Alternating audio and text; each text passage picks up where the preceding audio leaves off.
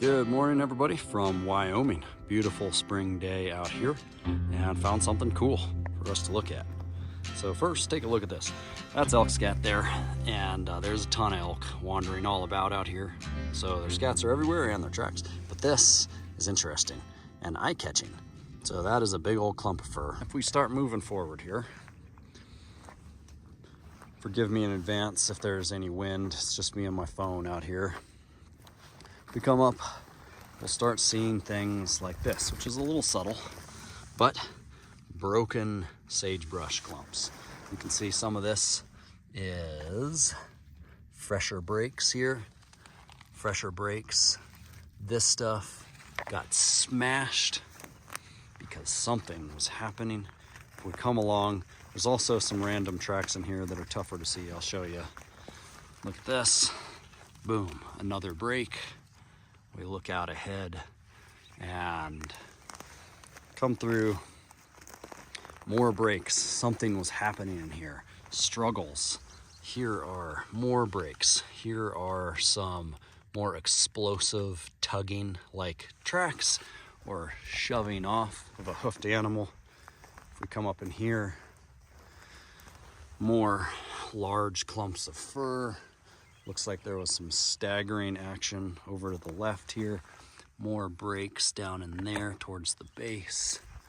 And we come up, we begin to see this. Oh, look, those are the stomach contents of an elk. And looking over here, we can see lots more smashing, breaking from a real struggle. Ooh, guts. And then we begin to see massive amounts of plucked hair. And this is where our animal went down, apparently, after a probably 40-yard struggle or so. And there she is. Here's our elk. It's a cow. I haven't actually looked at her close yet, so I don't know if it's a yearling or just about to graduate from a yearling. It is a little yearling cow pulled down and eaten by wolves out here. And just some of the interesting things to look at. You can see how she's all kind of twisted up.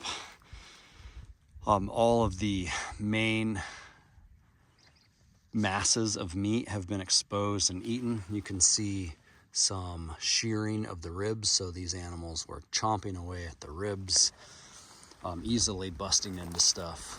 And you can see all where the meat has just been completely consumed off those big leg bones there. That's the femur. Is that the femur? Can't actually tell. That is the femur. And yeah, pretty cool to see. It is amazing. I found one out here, gosh, when was that? A year and a half ago or so. Same story. I was walking along, saw a single raven perched up on one of these sagebrush bits out there. And then as I approached, a whole cloud of vultures and other ravens lifted off, which is one of our best indicators of something dead and something freshly dead that we can look for on the landscape. So kind of cool to see life in action, wolves and elk doing their thing. So yeah, pretty cool. Just a little bit of follow-up. I realized I'd gotten sidetracked when I started talking about how cool ravens and vultures are.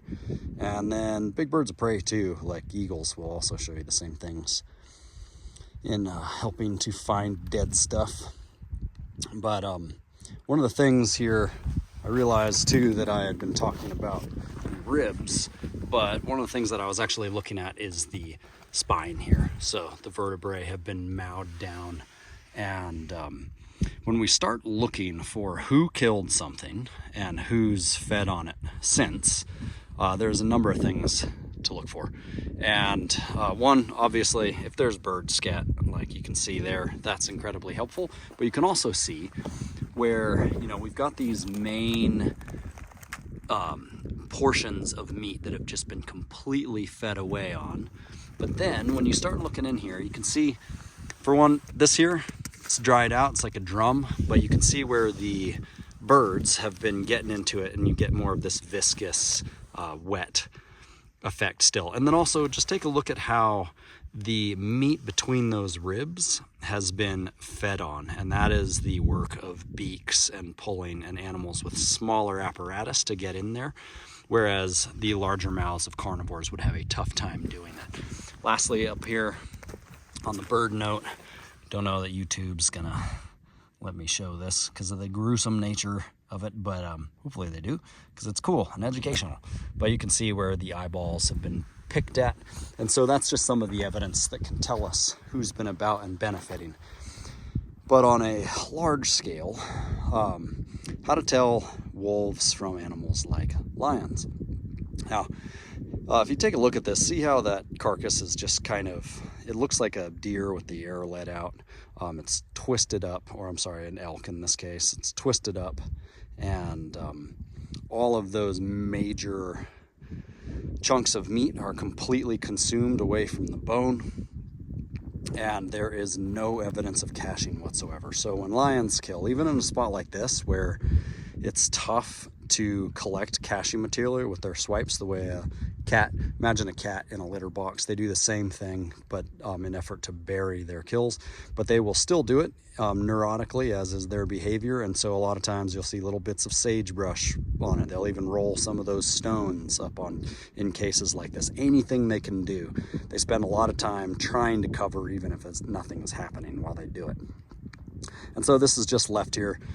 Last thing to talk about is that these, this is still fresh. If I get down here, you can see that this animal is still very flexible. All the joints are still working, and the rate of consumption here is just extraordinary. They will clean up, a little crew of wolves can just clean up a little elk like this in no time.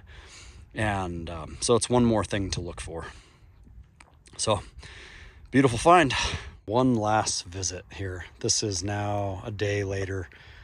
These animals returned and did a final feed on this. You can see the whole body is even more twisted up than it was before, just getting tugged and pulled on from all the kind of different directions, just twisting it like a rope.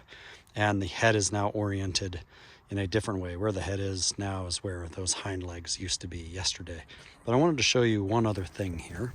This was actually a calf, had not yet graduated to yearling, but was just so close. And one of the things that, of course, size was an indication right out of the bat. So this is a good size animal, but still smaller for an elk. And something to look at here, if you get in there, you can see these teeth are just incredibly sharp. The cusps on there are just really, really unworn, which also speaks to the age of the animal. But this is cool. Check this out. Let me grab a stick here. I'll get in as close as I can.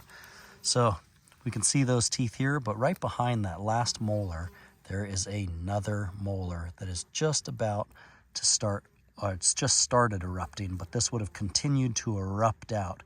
And that's also an indication of age, and that will erupt over time and turn into its last official molar. And so just kind of cool to see if I can get a little bit closer and stay focused.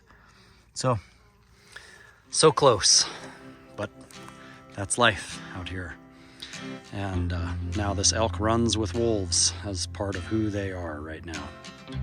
So out here on the landscape, who knows where they are, but laying up somewhere in the shade likely, and with full bellies. Just kind of cool to think about. All right, y'all. Well, thanks for hanging out for this however many minutes it's been, but cool to see.